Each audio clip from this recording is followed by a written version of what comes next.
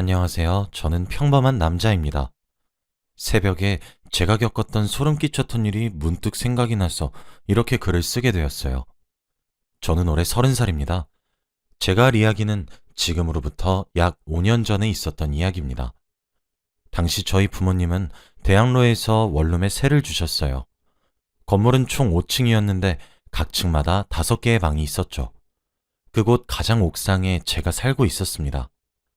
부모님은 귀농을 하셨고 원룸 관리는 당시 25살이었던 제가 오롯이 맡아서 하고 있었죠.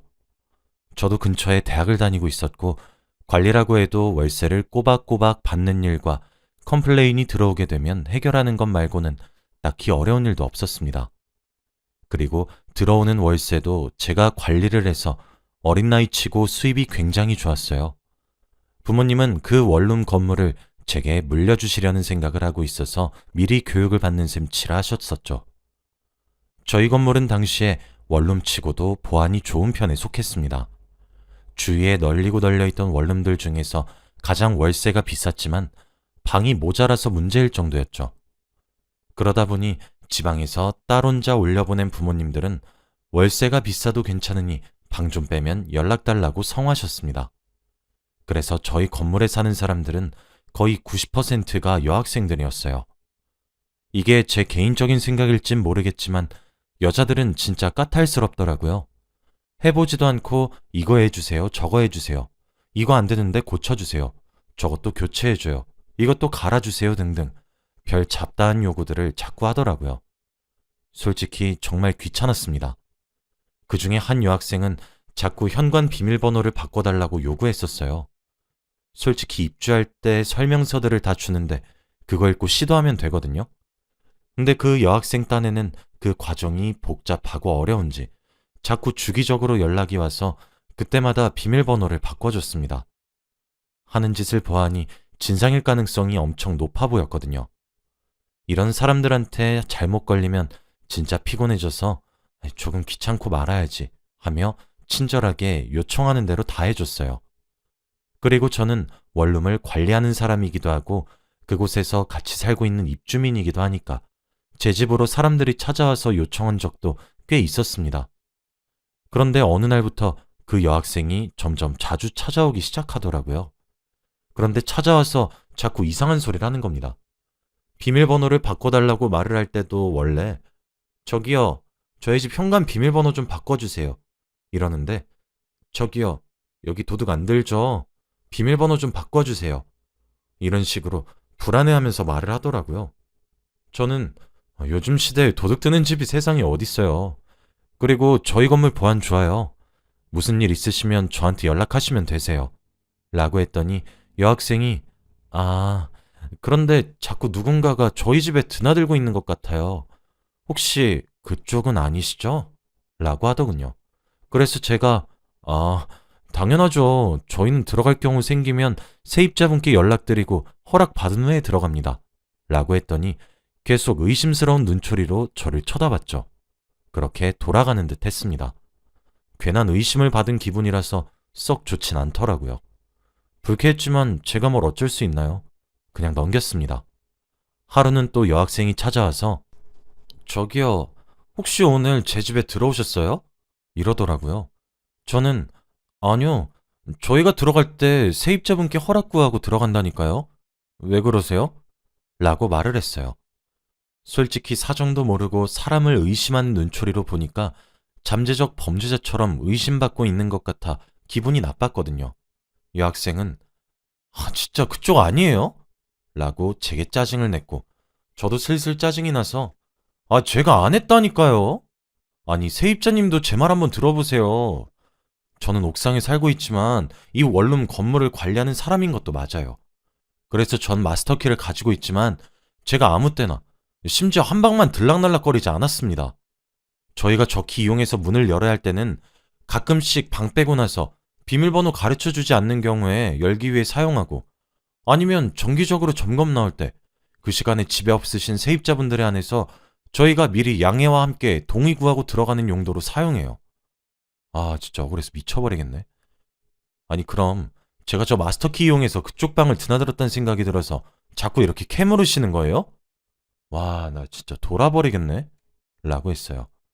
여학생은 제가 미친 듯이 억울해하자 아니면 됐어요. 괜한 의심해서 죄송해요. 하고 다시 자기 방으로 돌아갔습니다. 그리고 그 시기가 또 대학생들이 방학인 기간이라서 저도 집에 한창 상주에 있을 때였거든요. 그러고 한 일주일 정도 지났는데 그날은 제 학창시절 친구 생일이었던 날이라 제가 외박을 했던 날이었습니다.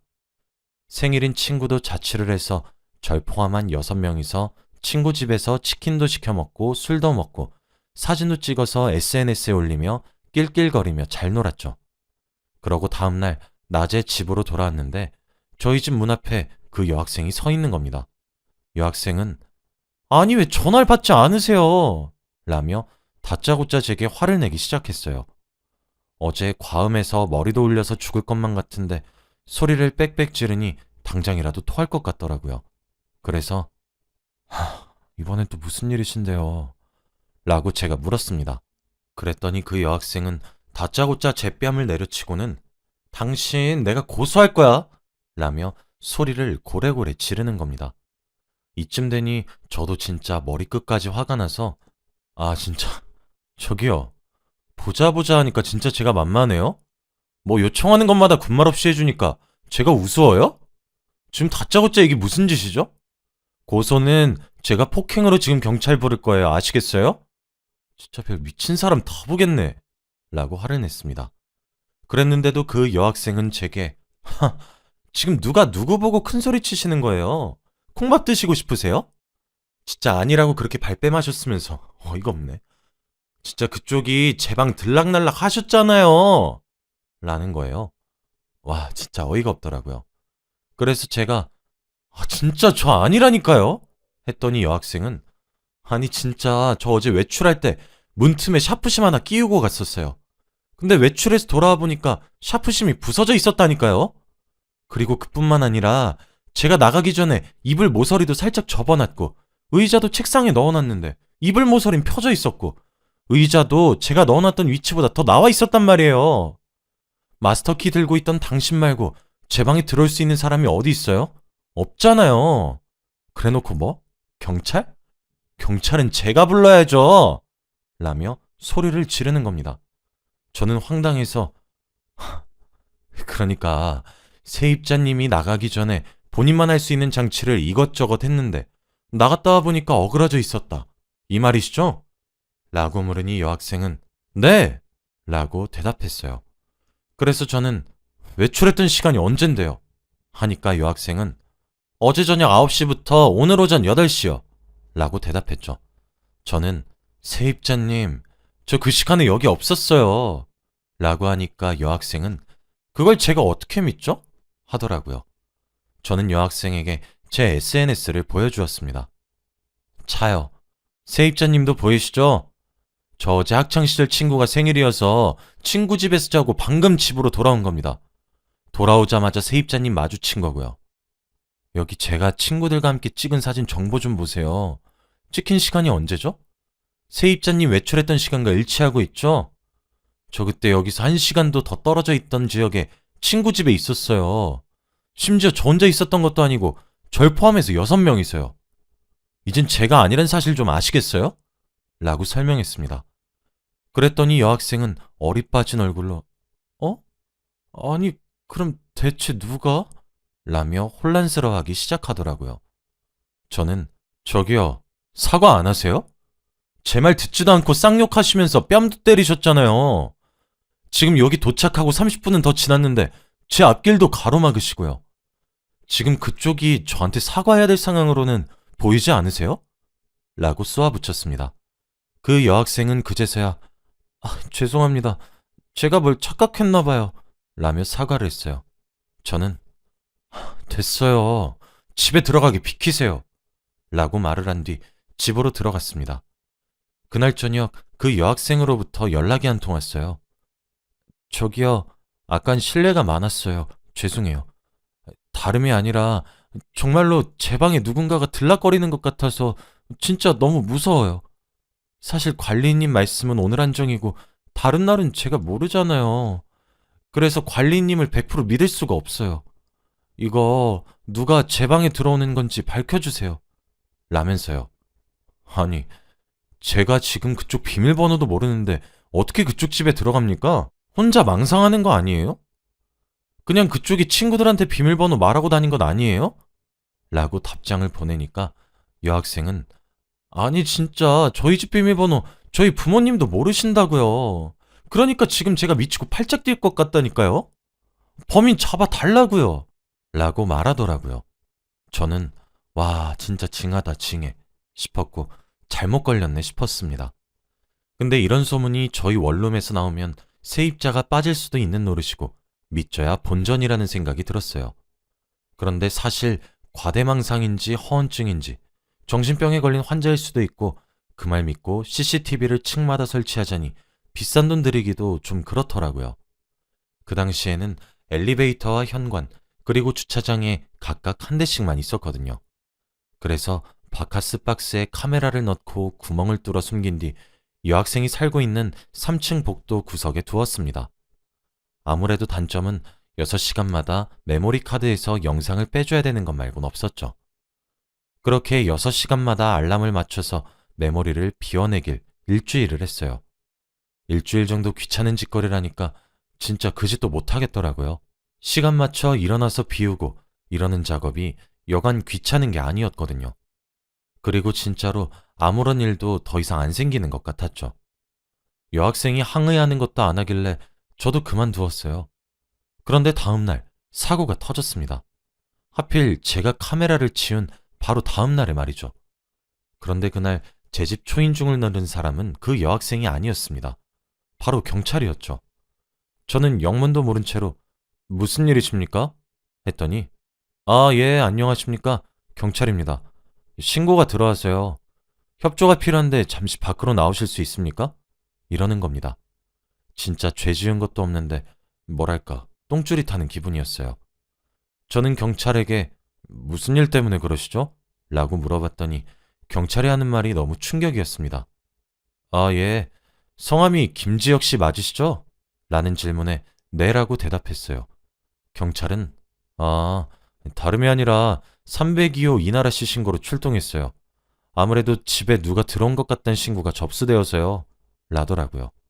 상황을 들어보니 이번 일주일 동안 여학생은 방학을 이용해서 고향에 있는 본가에 잠시 다녀왔나 보더라고요.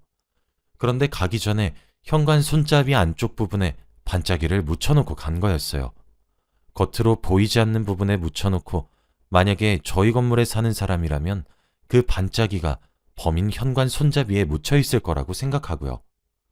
나름 범인 한번 잡아보겠다고 머리를 썼던 것이죠. 반짝이가 또 물에 잘 안 지워지고 손에 오랜 시간 동안 붙어 있으니까요. 그렇게 생각하고 짐을 풀고 원룸 건물에 있는 모든 손잡이를 조사해야겠다고 마음을 먹고 현관문을 열었는데 안에 펼쳐진 풍경에 소름이 끼치더래요. 여학생이 방에 들어가자마자 정말 도둑이라도 든 것처럼 집안 여기저기가 파헤쳐져 있었습니다. 마치 누가 뒤지기라도 한 것처럼요. 그리고 범인은 그 여학생을 조롱하기라도 하듯이 바닥과 벽지, 그리고 책상, 이불 할 것 없이 여기저기에 그 반짝이가 묻은 손을 문질렀나 보더라고요. 그리고 화장실을 열어봤더니 좀 전에 누군가 샤워라도 한 것처럼 화장실에 수증기가 서려 있었고 바닥에 물도 촉촉했대요. 비누도 물에 불어 있었고요. 여학생은 소름이 끼쳐하며 집을 나와 복도에 주저앉아 경찰을 불러서 신고를 했던 거였습니다. 그리고 저는 마스터키를 가지고 있고 젊은 남자라는 죄로 의심을 받게 되었죠. 경찰은 제가 살고 있는 집에 들어와서 컴퓨터, 키보드, 마우스, 휴대폰, 침대 의자, 책상 손잡이, 심지어 변기에 물 내리는 레버까지 반짝이가 묻어있는지 조사했어요. 당연히 제 방에선 안 나왔죠. 제가 들어가지 않았으니까요. 그리고 또 저희 원룸 건물에 있는 모든 세입자분들의 현관 바깥 손잡이에 반짝이가 묻어있는지도 조사했습니다. 그런데 어디에도 묻어있지 않더군요. 결국 저는 참고인 신분으로 경찰서에 가서 조사도 받고 왔어요. 부모님께 말씀을 드려야 하는 건가 고민을 하며 터덜터덜 집으로 혼자서 돌아오고 있었는데 갑자기 제가 촬영했었던 카메라가 생각이 나더라고요. 저는 미친 듯이 집으로 달려와서 컴퓨터에 백업해놓았던 파일들을 켜서 하나씩 다 보기 시작했습니다. 그런데 6일째 되던 날 새벽 2시쯤에 그 여학생 남자친구로 추정되는 사람이 304호로 들어가는 거예요. 한 2시간 정도 이후에 집에서 나오더라고요. 그 영상을 제외하고 이렇다 건진 증거들은 없었죠. 그리고 8일째 되던 날은 제가 카메라를 치워서 영상이 없었습니다. 그럼 제가 촬영했던 일주일 중 그 여학생의 남자친구 한 사람을 제외하고는 아무도 들어가지 않았던 거였어요. 수상하다고 생각했던 저는 경찰서에 그 파일 전부를 담은 USB를 가져다 드렸습니다. 경찰은 제가 준 자료를 바탕으로 수사에 착수했어요. 네, 여러분들도 예상했듯 범인은 그 여학생의 남자친구였습니다. 사건의 전말은 최종적으로 여자친구와 동거를 하려고 했던 남자친구의 계략이었죠. 여자친구가 학교를 가거나 친구 집으로 놀러 가거나 이렇게 집을 비우게 되는 순간이 생기면 여자친구 방에 들어가서 수상한 흔적들을 남기는 일을 했대요. 그 짓을 꼬박 3개월 넘게 했고 여친이 이상함을 눈치를 채서 미친 듯이 걱정을 하기 시작했을 때 자연스럽게 무슨 일이냐고 물어본 뒤 여자친구가 남자친구에게 고민이 생겼다고 의논을 하면 남자친구는 그때 기다렸다는 듯이 잔인한 원룸 살해 사건처럼 원룸에 혼자 사는 여성들을 대상으로 한 잔혹하고 잔인한 사건 사고들을 얘기해주면서 겁에 질려 벌벌 떠는 여자친구를 보면서 무서우면 여기서 오늘 자고 가도 된다고 꼬신 거였어요. 그렇게 하루 이틀씩 여자친구가 머물고 갔는데 동거까지 가기 위해 가장 임팩트 있게 계획을 세웠고 그게 바로 제가 영상을 찍지 못한 8일째가 되던 날이었던 것이죠. 그 남자친구는 여자친구가 설치해놓은 함정들을 듣고 여자친구가 발라놓은 반짝이들보다 훨씬 더 많은 양의 반짝이들을 온 방 안에 떡칠을 해서 도배를 한 것이었고 그 작업이 2시간 정도 걸렸던 거였어요. 그게 6일째 되던 날 일어났던 일인데 집으로 돌아가서 생각해보니 그걸로도 모자른 것 같아서 여자친구가 자취하는 곳에 도착하기 직전에 맞춰 샤워를 하고 여자친구의 방을 나섰던 거였죠. 그 이후에 여학생은 집에 도착하게 되었고 소름 끼치는 광경을 목격하게 된 것입니다. 남자친구는 여자친구가 엄청나게 심한 극한의 공포를 겪게 되면 같이 동거할 수 있을 거라고 생각해서 이 일을 계획했다고 해요. 비밀번호도 여자친구는 알려주지 않았는데 집에 데려다 줬던 순간 여자친구 등 너머로 흘끗 보고 비밀번호를 외운 모양이더라고요. 저는 진짜 너무 소름이 끼쳤습니다.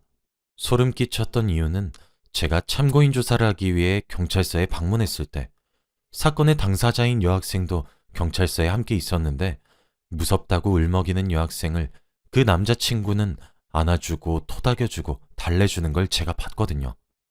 진짜 완전 다정하고 자상하게 위로를 해주더라고요. 그런데 사실 그놈은 자기 여자친구가 무서워하면 할수록 공포에 질리면 질릴수록 겉으로는 자상하고 다정하게 위로해주면서 속으로는 어떻게 또 겁을 줘야 동거를 할 수 있을까 고민을 했단 거잖아요. 그 사실을 깨달으니까 진짜 등골이 오싹해졌죠. 그 이후로 고향에서 여학생의 부모님이 올라오셔서 여학생은 그대로 휴학을 하고 고향으로 내려갔습니다. 여학생의 남자친구였던 범인은 주거침입으로 고소당했다고 해요. 저는 이런 일을 겪었더니 정말 10길 물속은 알아도 1길 사람 속은 모른다더니 진짜 사이코패스 같은 사람이 가까이에 있을 수도 있다는 생각이 들어 사람을 잘 못 믿게 되었습니다.